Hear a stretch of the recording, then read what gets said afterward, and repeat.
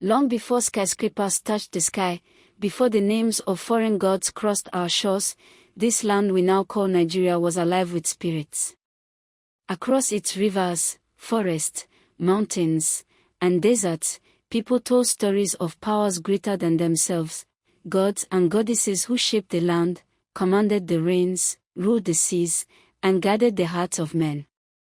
To the south, in the lush Yoruba kingdoms, the Orisas walked among men as messengers of the Supreme One.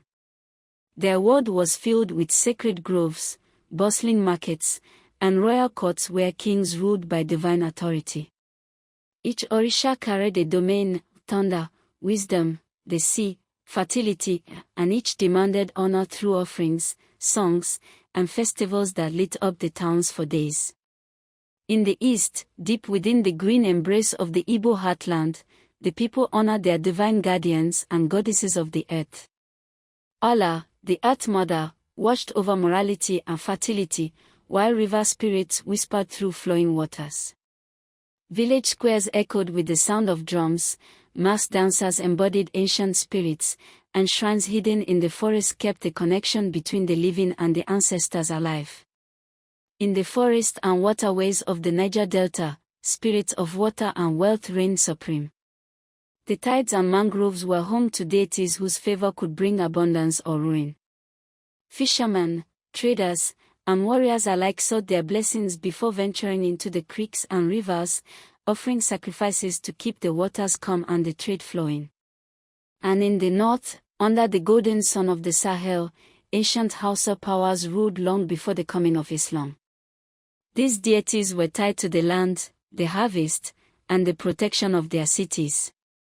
They were honored in seasonal rites, guarded by traditional priests, and remembered in tales passed from elder to child under the cool desert night.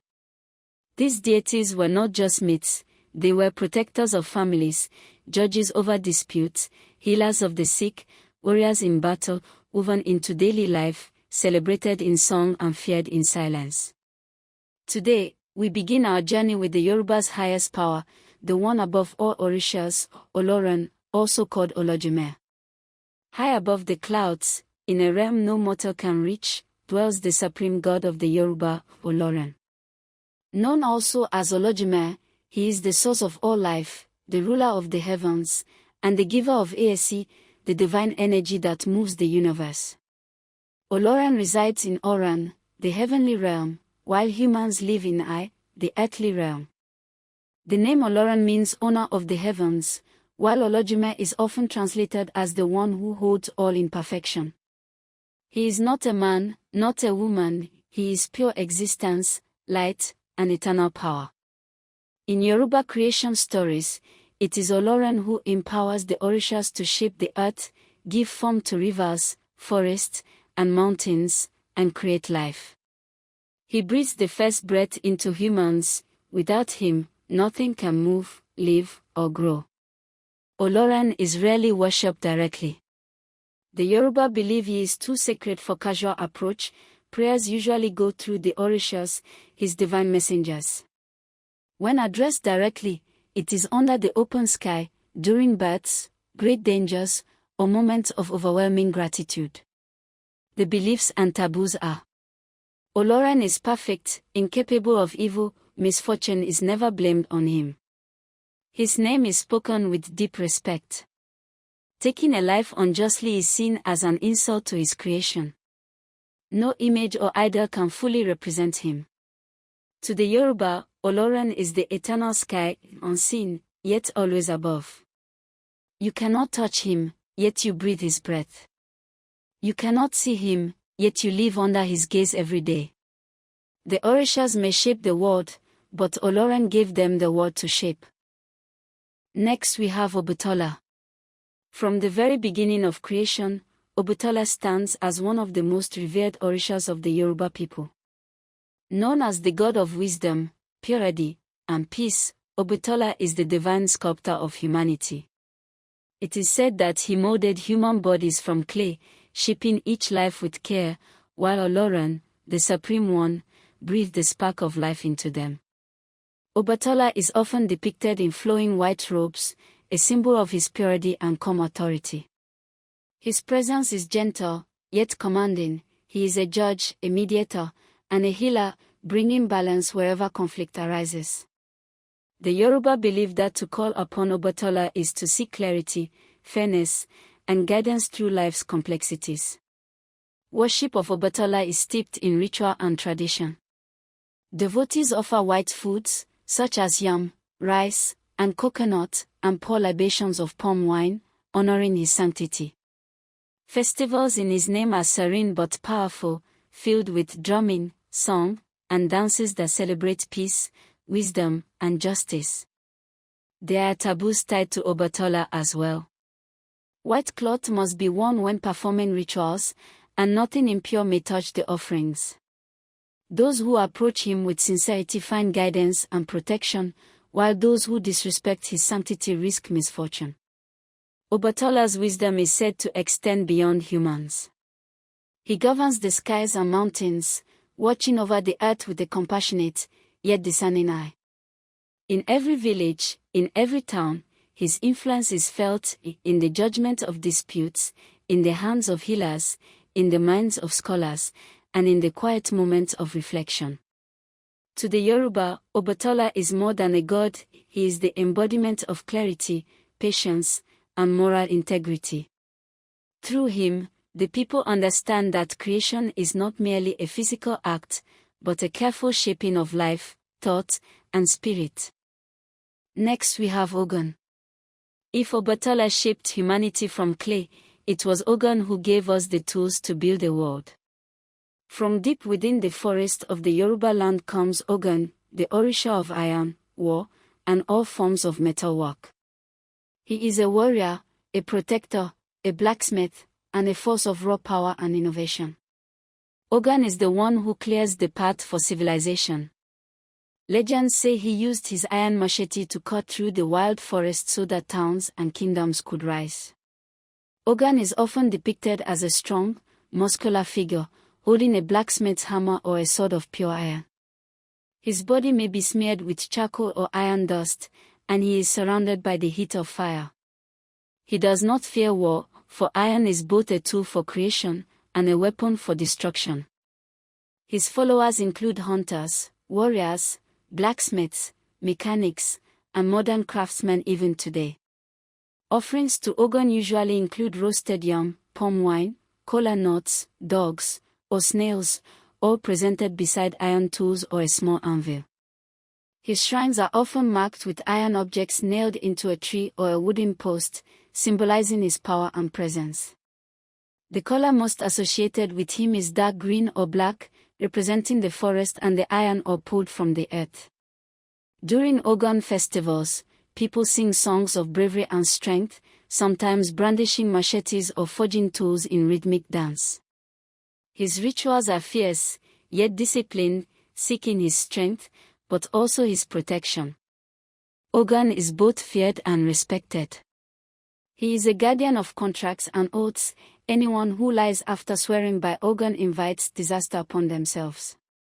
He punishes laziness, treachery, and cowardice but rewards courage, hard work, and loyalty. Even as civilization advanced, Ogun's relevance never faded. Mechanics, engineers, and even surgeons, who use iron tools, still call upon his spirit for skill and protection in their work. Ogun is not just the god of war. He is the spirit of industry, the very heartbeat of progress. Without him, we will still wander in darkness. With him, we carve paths into the future. Next is Sango. In the world of the Orisas, some bring peace and wisdom. Others bring the raw force of justice. Sango is fire. Sango is thunder. Among all the Yoruba gods, none command fear and admiration like Sango, the Orisha of thunder, lightning, fire, and righteous power. Once a great warrior king of the ancient Oyo Empire, his legends say he was so powerful, even death could not contain him. The sky itself carried him upward, turning a mortal king into a god. He is remembered not just as a deity, but as a fearless ruler whose voice roared like thunder in the hearts of men. Sango is often described as muscular, fierce, and intensely charismatic, a proud king on horseback, dressed in crimson robes, with a blazing crown of fire above his head. In his hands, he carries the double-headed iron axe, symbol of strength, power, and swift justice. Whenever storms gather and lightning strikes the earth, people say, "Sango walks." He is not alone. Sango is also husband to three powerful goddesses. Oya, goddess of storms and fierce winds. Osun, goddess of love, rivers, and beauty. Oba, goddess of loyalty and womanhood. Each one reflects a part of his fiery nature, passion, power, and devotion.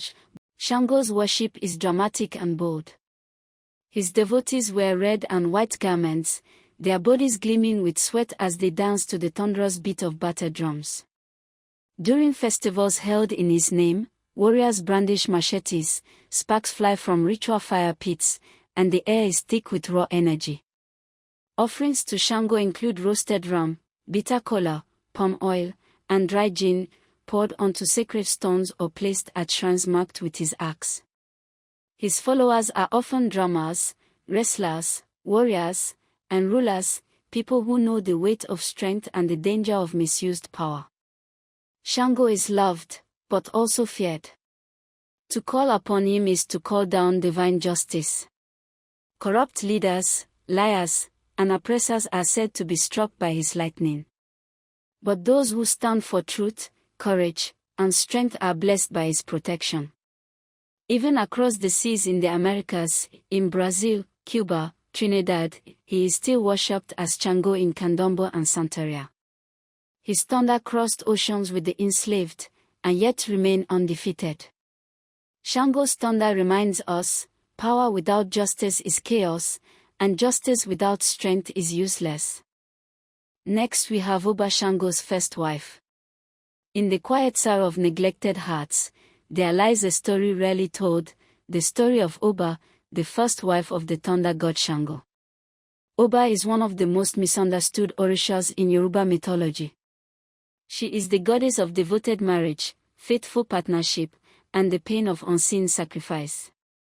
As the first wife of Sango, she loved him deeply, but in a world ruled by fire, thunder, and glory, her quiet devotion went unnoticed. According to legend, Sango later took another wife, the seductive Osun, whose beauty and charisma enchanted him. Osun, jealous of Oba's position as first wife, tricked her. She told Oba that if she cut off her own ear and cooked it into Sango's food, he would love her more and honor her forever. Driven by love and desperation, Oba obeyed. She cut off her ear, prepared the meal, and presented it to her husband. But when Sango discovered the sacrifice, he was horrified, calling her disfigured, rejecting her offering, and banishing her from his home. Humiliated and heartbroken, Oba fled, weeping until she transformed into a river, the Oba River, which today meets the fierce currents of the Osun River. And even in nature, their waters clash violently, a symbol of rivalry and betrayal that still echoes in the Yorubaland. Devotees of Oba remember her not as a victim, but as a sacred force, the spirit of commitment, endurance, and the sacrifices many women make in silence. She is honored by married women who seek stability and loyalty in their homes. Her colors are often deep earth tones and gentle whites. Offerings are made secretly, with prayers for fidelity and respect. In the diaspora, Oba is less celebrated than Osun or Oya, but those who know her speak of her with reverence. She is the Orisha of those who love deeply, who give their all, and who endure pain that no one else sees. To the Yoruba, Oba's story teaches that love without wisdom becomes self-destruction, and that devotion, when unappreciated, can turn into sorrow as vast as a river. And so, when the river roars where Oba and Osun meet, it is the echo of sacrifice and heartbreak, the eternal reminder that even gods can break the hearts of the faithful. Next is Osun, Sango's second wife. When the sun glitters upon the river like scattered gold, that is not just light, it is Osun smiling. Osun, the beloved Orisha of the river, beauty, love, fertility, and prosperity, is more than just sweetness. She is the wife of Sango, the thunder god. While Oba was his first wife and Oya his storm, Osun became the gentle warmth that balanced his fire. Her charm, her laughter, and her golden grace enchanted Sango just as they enchant all beings. They say that when the Orishas first came to earth to create life, their efforts failed and the world remained dry and lifeless, until they realized they had not honored Osun. Only after she was praised did the rivers begin to flow, crops began to grow, and harmony returned. Even Sango himself, fierce as he was, recognized her power and took her as his wife, calling her the sweetness after the storm. Osun is the river itself, calm, healing, seductive, and life-giving. Women pray to her for children and marital happiness, knowing she understands the heart of love.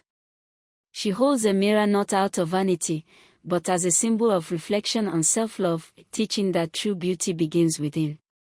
Her devotees wear yellow and gold, representing sunshine and wealth. Offerings to her include honey, oranges, cinnamon, and perfumes poured at the riverbank. In some stories, she uses honey even to soothe Sango's fiery temper, the sweetness that tames the thunder. Across the diaspora, in Brazil, Cuba, Haiti, she is worshipped as Osun or Osun. She is celebrated with dances, beads, riverside rituals, and music dedicated to her golden name. Wherever there is melody, laughter, or flowing water, Osun is near. To the Yoruba, she is a reminder that softness is not weakness, and that beauty can hold power strong enough to influence even the god of thunder himself. And so when the river shines and your heart feels a sudden joy, it is Osun whispering that life without sweetness is no life at all. Next we have Oya, Sango's third wife. When a whirlwind rips through the trees and the dust rises like spirits of the dead, that is not just weather, it is Oya announcing her arrival. Oya, the warrior queen and third wife of Sango, is the Orisha of wind, storms, transformation, and the spirits of the dead. She is fierce, unstoppable, and unpredictable, the embodiment of sudden change.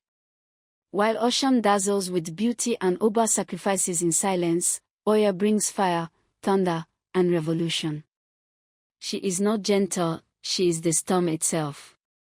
Legends say she once lived as a mortal woman, a powerful warrior who fought alongside the men in epic battles. The strength of her spirit was so great that when she died, she did not pass into ordinary afterlife, she transformed into an Orisha, taking command of the whirlwind and the cemetery gates. When Sango rides into battle, it is Oya who rides beside him, not behind, but beside, wielding lightning in one hand and a sword in the other. She is known as the Mother of Nine, representing the 9 spirits of the Egungun, ancestral dead who follow her like a windstorm wherever she goes. In rituals, she is honored with purple, burgundy, and fiery patterned cloth, with hostel whips and copper crowns. Offerings to Oya include fire, wine, and in some traditions, she is given the blood of the ram. Her devotees call on her during times of upheaval, the death of a loved one, the collapse of old life, the courage to begin anew. Unlike other Orishas, Oya does not bring comfort, she brings transformation. She clears away the old, so the new can grow. In Yorubaland and throughout the diaspora, people know Oya is the wind that blows before Sango's thunder. She is not just a wife, she is a storm. And so when the winds rise and old worlds fall apart, it is Oya reminding us that nothing remains the same, and that through chaos, we are reborn. Next is Yomoja. When the ocean breathes and its waves sing songs of comfort, the voice you hear is Yomoja. Yomoja, the great mother of the Orishas, is the goddess of the sea, the one from whom all life is said to have come. Her name is often translated as mother whose children are like fish, because her love is vast, nurturing, and endless, like the waters that surround the earth. In Yoruba belief, Yomoja represents motherhood, compassion, healing, and protection. Pregnant women and families pray to her for safe childbirth and fertility. Those who feel lost or afraid go to the ocean to speak to her waves. She is the source of comfort when sorrow overwhelms the heart, a mother spirit who holds those who cry. According to legend, Umoji gave birth to many of the Orishas themselves. She is the elder who watches over all. The rivers and seas are her domain. And though she is gentle, she is also powerful, for the ocean, though calm, can rise in rage to protect her children. Her devotees wear shades of blue and white, the colors of the ocean foam. Offerings to Umoja include water, white flowers, salt, honey, and cooked fish. During festivals, women dance in flowing blue cloths, carrying water calabashes on their heads, singing songs of gratitude to the Mother of the Sea. Across the diaspora, in Brazil she is Yomanja, in Cuba she is Yumaya, thousands gather by the shore to honor her, casting flowers and gifts into the waves. They see her as the queen of the ocean, the guardian of sailors, the healer of emotional wounds. To the Yoruba, Umoja is the truth that a mother's love is the first form of divine power, soft but unbreakable. She is the beginning and sometimes even the end. And so, when you stand by the ocean and feel peace wash over you like a gentle wave, it is Umoja reminding the world that every soul deserves to be held. Next is Eshu. When a traveler stands at a crossroads, unsure which path to take, the whisper in the wind belongs to Eshu. Eshu, also called Elegba or Eshu, is the Orisha of crossroads, choices, communication, trickery, and divine balance. He is the gatekeeper of destiny, the messenger who carries the words of humans to the gods and the commands of the gods to humanity. In every ritual, no offering can reach the Orishas unless Eshu allows it. He opens doors, or closes them. Among the Yoruba, Eshu is seen as the divine trickster, full of mischief and unpredictability. He causes confusion to reveal the truth, and he tests humans to expose their character. But he is not evil, he is necessary. Without Eshu, there is no direction, no justice, no communication with the divine. His shrine is often placed at the entrance of villages or homes, made of red clay and decorated with cowrie shells. Travelers leave offerings at crossroads, roasted yam, palm oil, kola nuts, asking Eshu to guide or protect. He is often depicted holding a staff or a gourd, wearing red and black, with a sly smile that sees all. In the diaspora, he appears as Papa Legba in Haiti, Elegua in Cuba, Santeria, Exu in Brazil, always guarding the crossroads, always speaking in riddles, always watching every choice we make. To the Yoruba, Eshu teaches that life is full of decisions, and each path has a consequence. He reminds us that the smallest act can lead to great blessings or great chaos. And so, when you stand before two paths and feel a sudden uncertainty, know that Eshu is near, reminding you that destiny is not given, it is chosen. Next we have Oromala. Before a soul is born, before a decision is made, Oromala has already seen the path. Oromala, also called Ifa or Oromala, is the Orisha of wisdom, prophecy, destiny, and divine knowledge. He is the witness of all creation and the custodian of fate. Among the Yoruba, it is said that Oromala was present when the destinies of every human being were written, and so he knows the past, the present, and the possibilities of the future. He is calm, patient, and profound. When people are confused or lost, they seek him through the Ifo priest, who cast sacred palm nuts and read the Odu, the signs, to interpret Oromala's guidance. It is through him that humans can understand why misfortune comes, and how to realign their path. Oromala is not a warrior or a storm, he is knowledge itself. He teaches that wisdom is the foundation of all good things. His devotees wear green and yellow, and offer kola nuts, honey, palm oil, and smoked fish. Ifo priests chant sacred verses that have been memorized for generations, thousands of stories that reveal moral lessons, destinies, and solutions. In the diaspora, he is known in Santeria as Orala, still honored by diviners and Babalaos.